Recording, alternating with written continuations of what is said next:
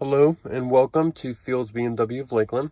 This is Eric here, a part of our Genius team, and today we're going to go ahead and look at the remote start function on this new 2020 X7.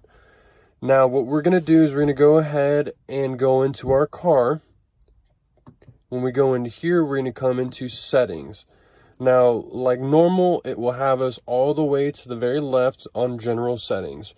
We're going to scroll to the right until we come to climate control. When we come into climate control, as we see, we've got our normal air quality, heating, sync, seat, climate control, preconditioning.